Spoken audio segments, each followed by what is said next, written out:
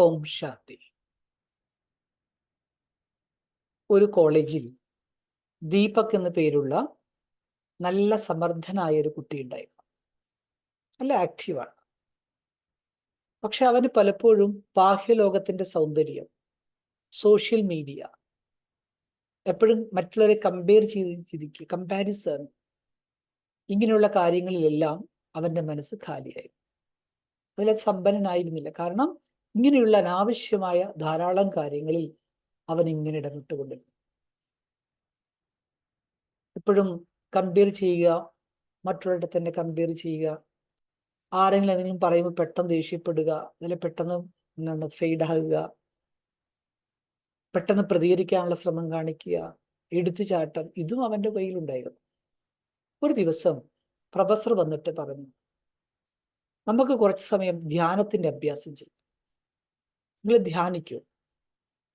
എല്ലാ ദിവസവും കുറച്ച് നിമിഷങ്ങൾ നിങ്ങൾ പ്രാക്ടീസ് ചെയ്യൂ. ഞാൻ ആത്മാവാണ്.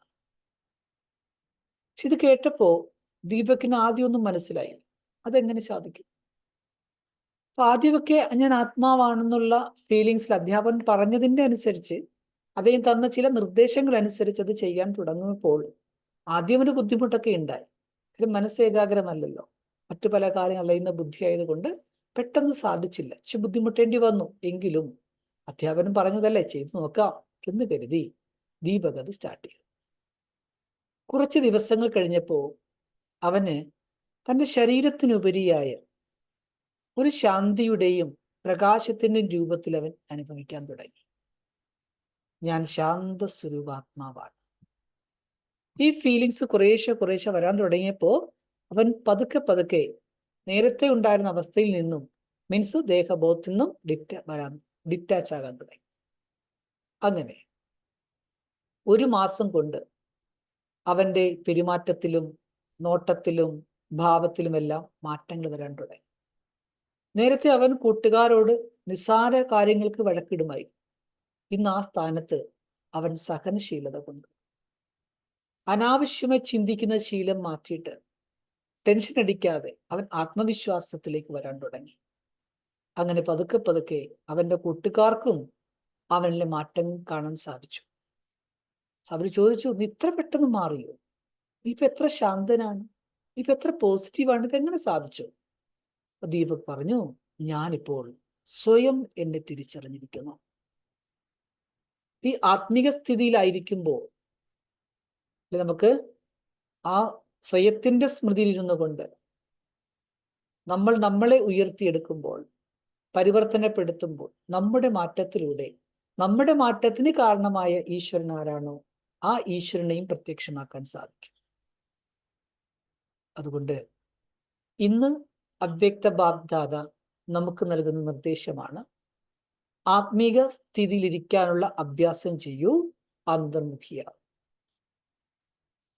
എപ്പോഴാണോ നമ്മൾ ആത്മാക്കൾ നമ്മുടെ ആത്മീക സ്വരൂപത്തിന്റെ അനുഭവം ചെയ്യുന്നത്, അപ്പോൾ ഭഗവാനിലേക്ക് എല്ലാ ആത്മാക്കളെയും ആകർഷിക്കാൻ സാധിക്കും. ആഹാ പ്രഭു, അങ്ങയുടെ ലീല അപരം അപാരം എന്നുള്ള മഹിമ എല്ലാവരും പാടാൻ തുടങ്ങും. അവിടെ ദേഹബോധം പൂർണ്ണമായിട്ടും സമർപ്പണം ചെയ്യപ്പെടും.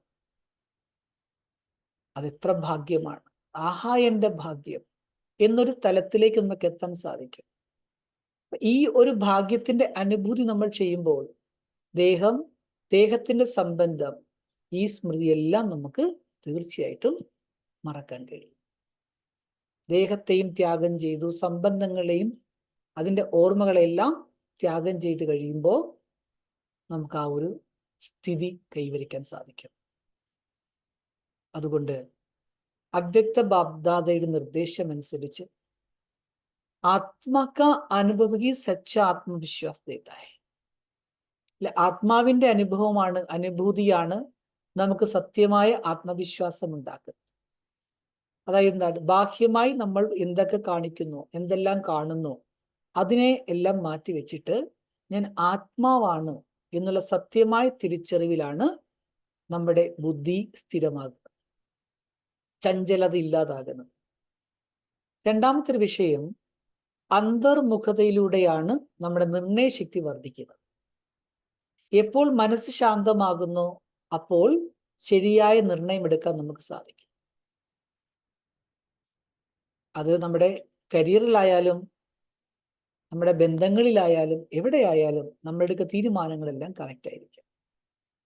മൂന്നാമത്തെ വിഷയം, ആത്മീക സ്ഥിതിയിലൂടെ നമുക്ക് പ്രേരണ ലഭിക്കുന്നു. മറ്റുള്ളവർക്കും പ്രേരണ കൊടുക്കാൻ സാധിക്കും. എപ്പോൾ നമ്മളുടെ മനസ്സ് സ്ഥിരവും ശാന്തവും സന്തോഷവും നിറഞ്ഞായി തീരുന്നോ ആ നമ്മുടെ മാറ്റത്തിലൂടെ അനേകരെ നമ്മളിലേക്ക് ആകർഷിക്കാൻ സാധിക്കും. അവർക്ക് നമുക്കൊരു മോട്ടിവേഷൻ കൊടുക്കാൻ സാധിക്കും. പിന്നെ അടുത്ത പ്രത്യേകത എന്താ? ദേഹബോധത്തിൽ നിന്നും മുക്തമാകുമ്പോൾ ടെൻഷൻ ഫ്രീ ആകാൻ കഴിയും. അല്ല, എൻ്റെ സ്ഥാനം, എൻ്റെ പേര്, എൻ്റെ സ്റ്റാറ്റസ് എന്ന് വിചാരിക്കുന്നിടത്ത് വളരെ ഭാരമാണ്. നമുക്ക് തലയ്ക്ക് ധാരാളം സ്ട്രെയിൻ ഉണ്ടാകും. അതുകൊണ്ട് ബോഡി കോൺഷ്യസിനുപരിയാകും, ടെൻഷൻ ഫ്രീ ആകും. പിന്നെ എല്ലാ ദിവസവും രാവിലെ ഒരു 5 മിനിറ്റ്സ് നമ്മൾ ആത്മസ്വരൂപത്തിന്റെ സ്ഥിരീകരിക്കൂ. മേ ശാന്ത ഹൂ, മേ ശക്തി ഹൂ, പ്രേം സ്വരൂപ് ആത്മാഹു. ഞാൻ ശാന്തമാണ്, ഞാൻ ശക്തിയാണ്, ഞാൻ പ്രേമസ്വരൂപ ആത്മാവാണ്. ഈ അഭ്യാസത്തിലൂടെ ദിവസവും നമ്മുടെ ജീവിതം ഊർജവൽക്കരിക്കപ്പെട്ടിരിക്കും. ഇതൊക്കെയാണ് self realisation builds through confidence. Introversion sharpen decision making. Spiritual awareness attracts and inspires others. Freedom from body conscious, see free from anxiety. Daily practice, sit in the soul conscious for 5 minutes. The practical application എന്താണ് നോക്കാം. ഒരു സാഹചര്യത്തിൽ നമ്മളെ ആരെങ്കിലും കുറ്റപ്പെടുത്തുന്നു. അപ്പൊ നമ്മൾ body കോൺഷ്യസിലാണെങ്കിലോ നമുക്ക് ദേഷ്യം വരും, ഇല്ലേ? പെട്ടെന്ന് പ്രതികരിക്കും. നമ്മൾ എന്തിന് മാറ്റം കൊണ്ടുവരണം? ശാന്തി സെ സുന്ന സച്ച്.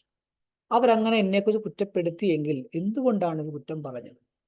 അവർ എന്നെക്കുറിച്ച് എന്ത് കുറ്റമാണ് പറഞ്ഞത്? അത് ശരിയാണോ അല്ലയോ? ശാന്തമായി അത് കേൾക്കുക, അത് മനസ്സിലാക്കാൻ ശ്രമിക്കുക.